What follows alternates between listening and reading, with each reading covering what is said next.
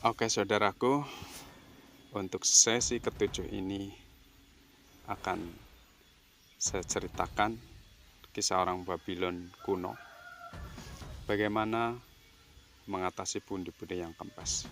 Di sini ada 7 cara mengatasi pundi-pundi yang kempes. Mari kita simak ceritanya.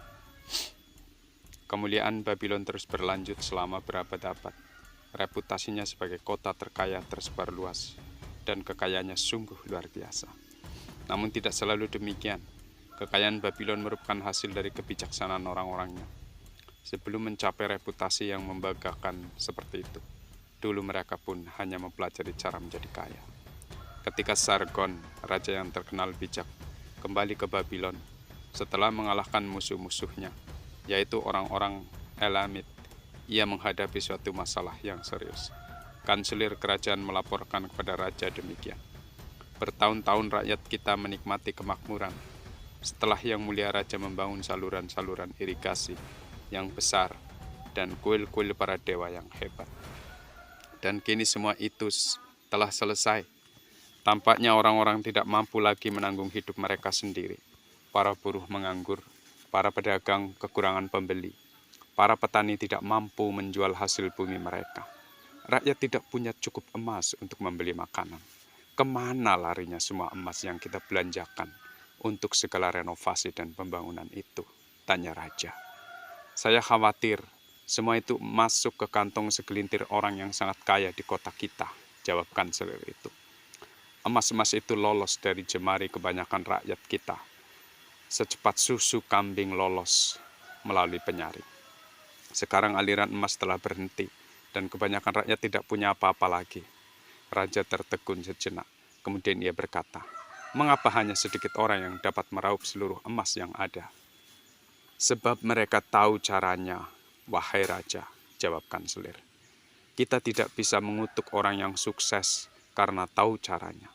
Dan demi keadilan, kita juga tidak bisa merampas dari seorang apa yang telah diperolehnya dengan jujur untuk diberikan kepada yang kurang mampu. Tapi mengapa, kata raja, tidakkah semua orang seharusnya belajar mengumpulkan emas, dan karena itu mereka sendiri dapat menjadi orang kaya dan makmur?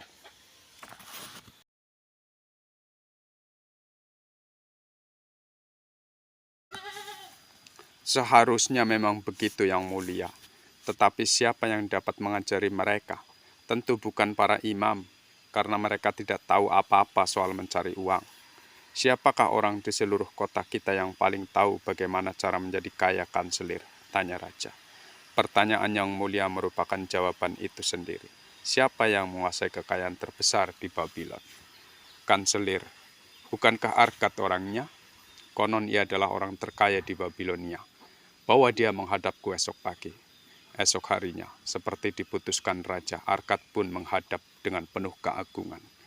Arkad, sabda raja, benarkah kau orang terkaya di Babylon? Kata orang begitu Yang Mulia, yang tidak seorang pun meragukannya. Bagaimana kau bisa menjadi begitu kaya dengan memanfaatkan peluang yang tersedia bagi seluruh warga masyarakat kota kita yang baik ini? Kau tidak punya apapun sebagai modal awal, cuma hasrat besar akan kekayaan. Selain itu tidak ada. Arkad, kota kita sekarang dalam keadaan yang sangat tidak bahagia, karena sejumlah kecil orang tahu bagaimana mendapatkan kekayaan, dan karena itu memonopolinya. Sementara sebagian besar warga masyarakat kita tidak memiliki pengetahuan bagaimana mempertahankan sedikit pun emas yang mereka terima. Arkad masih terdiam, memperhatikan sabda raja. Aku ingin Babylon menjadi kota terkaya di dunia. Karena itu, kota ini harus terdiri dari banyak orang kaya. Maka kita harus mengajari semua orang bagaimana mendapatkan kekayaan. Beritahu aku, Arkad. Adakah suatu rahasia untuk mendapatkan kekayaan? Dapatkah itu diajarkan? Itu sangat praktis, Yang Mulia. Sesuatu yang sudah diketahui oleh seseorang jelas dapat diajarkan kepada orang lain. Mata raja bersinar.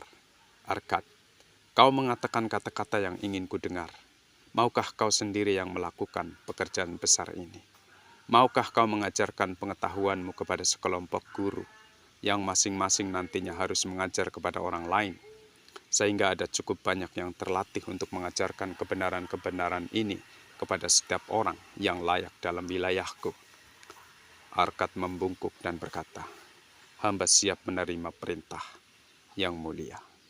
Pengetahuan apapun yang saya miliki, dengan senang hati akan saya berikan demi perbaikan saudara-saudara sebangsa dan demi kemuliaan yang mulia.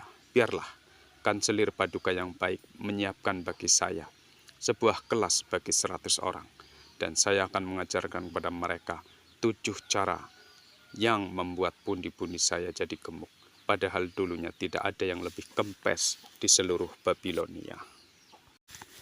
Keesokan malamnya, sesuai titah raja, ke-100 orang yang terpilih terkumpul di bangsal besar kuil pengetahuan.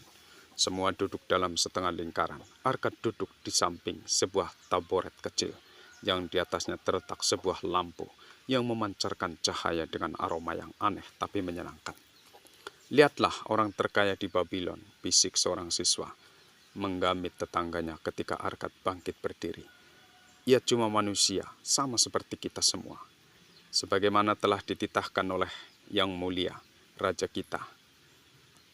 Aku berdiri di sini di hadapan saudara sekalian, demi melaksanakan perintah Raja. Karena dulu pun aku seorang muda yang miskin, yang amat sangat menginginkan emas. Dan karena aku menemukan pengetahuan yang memungkinkanku mendapatkannya, Yang Mulia memintaku membagi pengetahuan dengan saudara sekalian. Aku memulai keberuntungan dengan cara yang paling sederhana.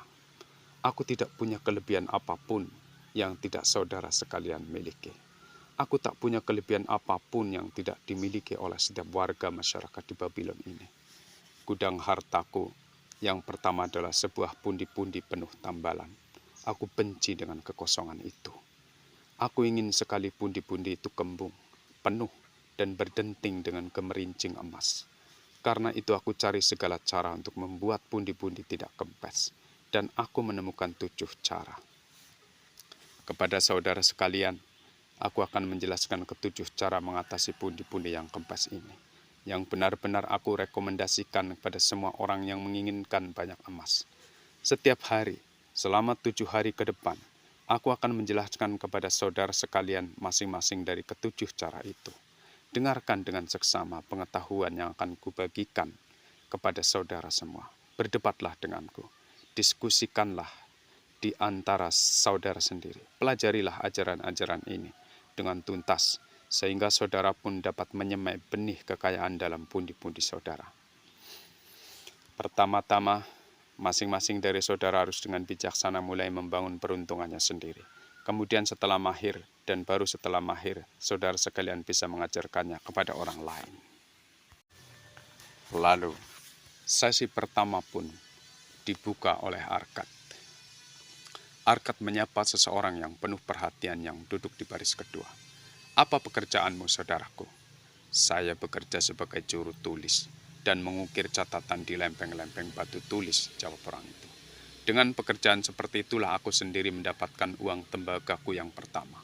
Karena itu saudaraku, kau punya peluang yang sama untuk membangun peruntungan. Kemudian ia berbicara kepada seorang pria yang berwajah kemerahan, jauh di belakangnya. Tolong, ceritakan pula apa yang saudara lakukan untuk mendapatkan nafkah. Saya seorang tukang jagal, wahai Arkad, jawab orang itu. Saya membeli kambing dari para petani, menjagalnya, dan menjual dagingnya kepada para ibu rumah tangga. Kulitnya saya jual kepada tukang sandal. Bagus, saudaraku, karena kau juga bekerja dan mendapat penghasilan. Kau punya banyak kelebihan untuk berhasil ketimbang yang kumiliki. Dengan cara demikian, Arkad dapat menemukan cara mencari nafkah setiap orang. Suasana formal semakin cair, dan hubungan guru murid segera tercipta. Dan ketika ia sudah selesai, ia berkata kepada mereka, sekarang siswa-siswaku, kalian dapat melihat bahwa ada banyak pekerjaan dan kegiatan bisnis yang dapat menghasilkan uang.